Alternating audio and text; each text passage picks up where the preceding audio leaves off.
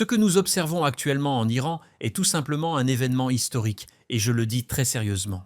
Depuis 13 jours maintenant, depuis le 28 décembre exactement, l'Iran est en feu, et je ne parle pas d'incidents isolés ou de quelques manifestations étudiantes comme on en voit régulièrement. Non, je parle d'un soulèvement national massif qui touche plus de 100 villes à travers tout le pays, des grandes métropoles comme Téhéran jusqu'aux petits villages reculés, et ce qui rend ce moment absolument extraordinaire, c'est que pour la première fois depuis des décennies, on commence à voir des signes concrets que le régime des ayatollahs pourrait véritablement s'effondrer. Trump lui-même a déclaré vendredi dernier quelque chose d'absolument stupéfiant.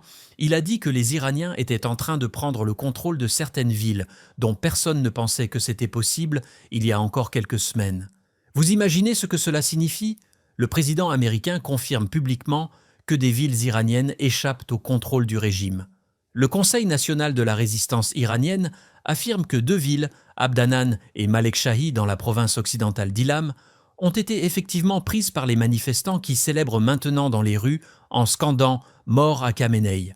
Les forces de sécurité ont littéralement fui ces zones, abandonnant le terrain aux citoyens qui reprennent possession de leur propre pays. Et ce qui est encore plus remarquable, c'est que le régime lui-même admet être en mode survie. Le ministre des Affaires étrangères, Abbas Araghchi, a reconnu que le gouvernement fait face à des difficultés insurmontables. Mais pour bien comprendre l'ampleur de ce qui se passe, il faut que je vous explique ce qu'est vraiment le régime des ayatollahs. Pour ceux qui ne connaissent pas bien l'Iran, les ayatollahs sont des leaders religieux chiites de haut rang dans la hiérarchie islamique et depuis la révolution islamique de 1979, ils contrôlent totalement l'Iran à travers un système théocratique où le pouvoir politique suprême appartient au guide suprême, actuellement Ali Khamenei, qui est lui-même un ayatollah. Ce système est absolument unique au monde dans sa brutalité et son oppression. Le guide suprême contrôle l'armée, les services de renseignement, le pouvoir judiciaire et même le président élu n'a pratiquement aucun pouvoir réel.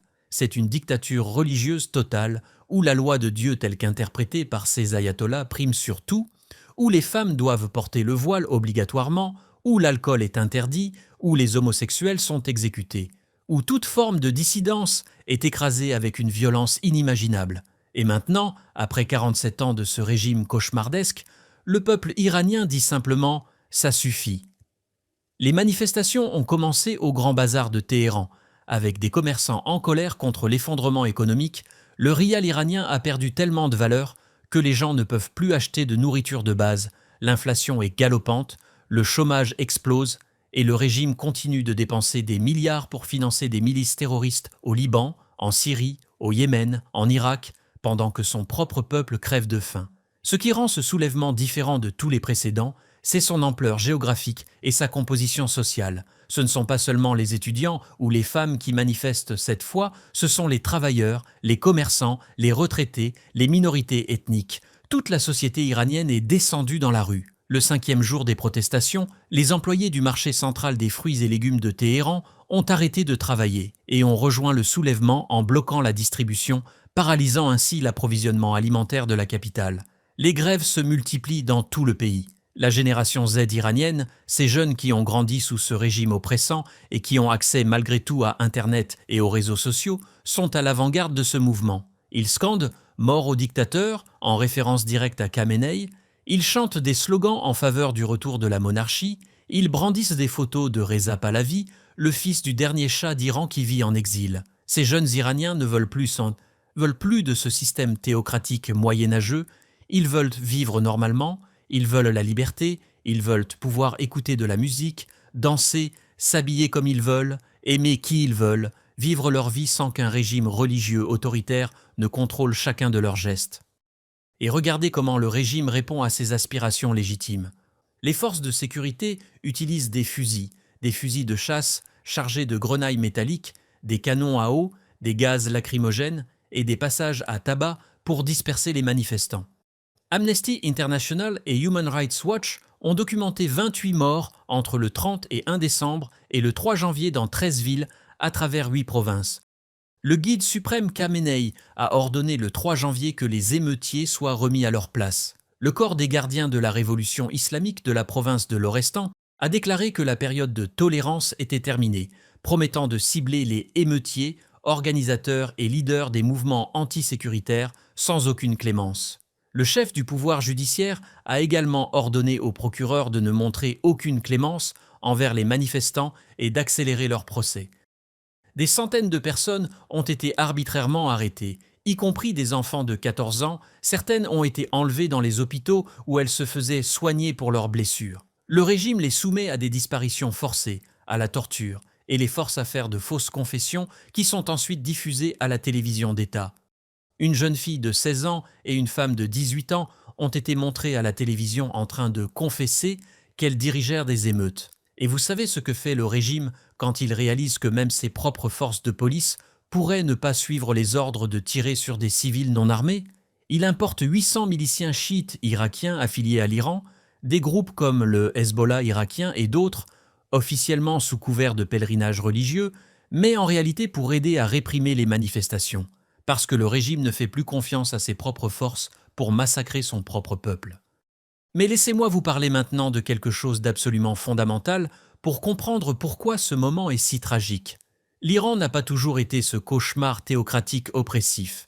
L'Iran, ou la Perse comme on l'appelait historiquement, était l'une des plus grandes civilisations que l'humanité ait jamais connues. Vous utilisez des chiffres tous les jours? Ce sont des chiffres arabes, mais devinez d'où ils viennent vraiment? De Perse? L'algèbre, inventée par des mathématiciens persans. L'empire perse achéménide sous Cyrus le Grand au VIe siècle, avant Jésus-Christ, était la plus grande puissance mondiale de son époque, et Cyrus a écrit ce qu'on considère comme la première charte des droits de l'homme de l'histoire. La Perse a donné au monde certains des plus grands poètes, philosophes, mathématiciens, astronomes, médecins de tous les temps. Omar Khayyam, Avicenne, Rumi, des génies qui ont fait avancer la connaissance humaine de façon spectaculaire. Pendant le Moyen-Âge européen, quand l'Europe sombrait dans l'obscurantisme, c'était la civilisation persane qui préservait et développait les sciences, les mathématiques, la médecine, la philosophie. Et puis est arrivée la révolution islamique de 1979 et tout a basculé. Le régime des ayatollahs a systématiquement détruit l'éducation, censuré les livres, contrôlé l'information, maintenu la population dans l'ignorance. Pourquoi? Parce qu'un peuple éduqué, un peuple qui connaît son histoire glorieuse, un peuple qui a accès à la connaissance, est un peuple impossible à contrôler. Alors ils maintiennent les Iraniens dans la pauvreté et l'ignorance, ils leur disent que leur seul but dans la vie est de servir Allah et d'obéir au guide suprême. Ils les privent de tout espoir d'une vie meilleure, et ainsi ils peuvent les manipuler et les contrôler totalement. C'est exactement la même stratégie que nous voyons aujourd'hui en Russie sous Poutine, maintenir le peuple dans une forme d'abrutissement collectif où la propagande d'État remplace la pensée critique, où l'obéissance aveugle remplace le questionnement, où la religion et le nationalisme sont instrumentalisés pour justifier l'oppression.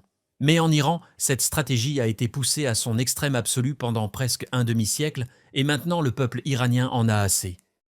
Et les implications géopolitiques de ce soulèvement sont absolument colossales. Si le régime des ayatollahs tombe, la Russie perd l'un de ses alliés stratégiques les plus importants au Moyen-Orient, l'un des rares pays qui soutient ouvertement l'invasion de l'Ukraine et qui fournit des drones à Moscou.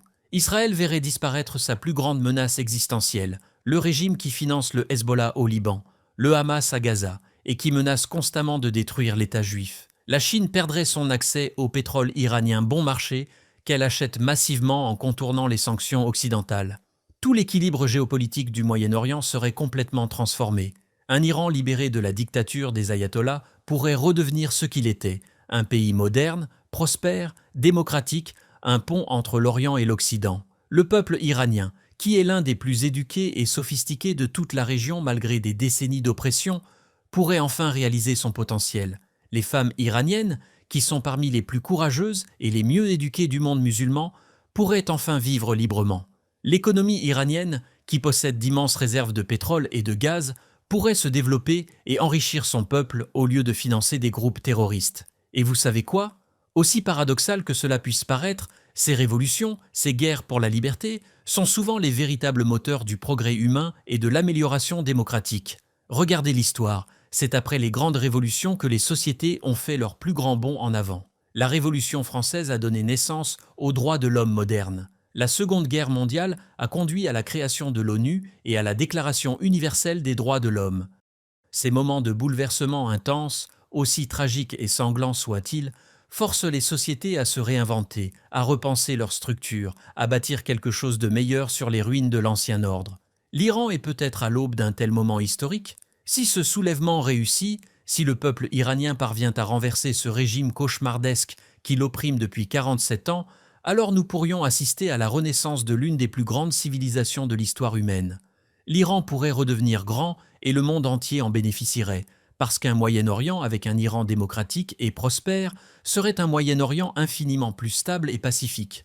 Voilà l'enjeu de ce qui se passe en ce moment même dans les rues de Téhéran, d'Ispahan, de Chiraz, de Tabriz. Voilà pourquoi nous devons tous porter attention à ce moment historique et soutenir le courage extraordinaire du peuple iranien dans sa quête de liberté.